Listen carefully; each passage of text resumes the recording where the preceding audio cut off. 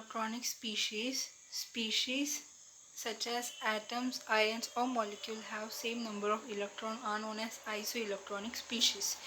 ये बार बार पूछा जाता है एग्ज़ाम में और इंटरव्यू में कि आइसोइलेक्ट्रॉनिक स्पीशीज़ क्या है. स्पीशीज़ जैसे एटम्स, आयन्स या फिर मॉलिक्यूल जिनका नंबर ऑफ इलेक्ट्रॉन सेम रहता है उसे कहते हैं आइसो इलेक्ट्रॉनिक स्पीशीज़. सो आइसो का मतलब सेम, इलेक्ट्रॉनिक के मतलब इलेक्ट्रॉन और स्पीशीज मतलब ऐसा स्पीशीज़ जिनका नंबर ऑफ इलेक्ट्रॉन सेम ही रहता है.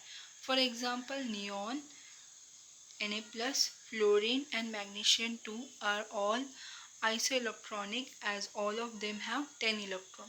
अभी अलग अलग इलेक्ट्रॉन्स, अलग अलग एलिमेंट्स को कंपेयर किया है. Neon, sodium, fluorine, magnesium. अब इनका एटॉमिक नंबर अलग अलग है, लेकिन हम अगर देखेंगे एक्चुअली F जो है ना, ये F 1 माइनस होना चाहिए. ठीक है.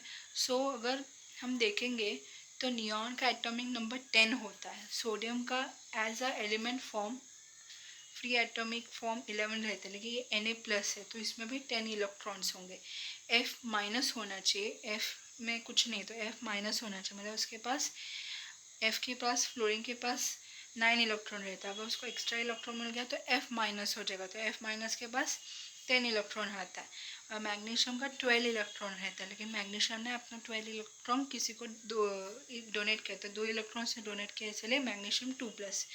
तो इनमें एक कॉमन बात है कि एटॉमिक के फॉर्म में, आयंस के फॉर्म में, भले ही वो पॉजिटिव चार्ज में हो, मतलब उन्होंने इलेक्ट्रॉन लूज़ किया हो या इलेक्ट्रॉन गेन किया हो, मतलब माइनस फॉर्म में हो, नेगेटिव फॉर्म में हो, इन सब में एक ही कॉमन बात है कि इनका इलेक्ट्रॉन सेम है.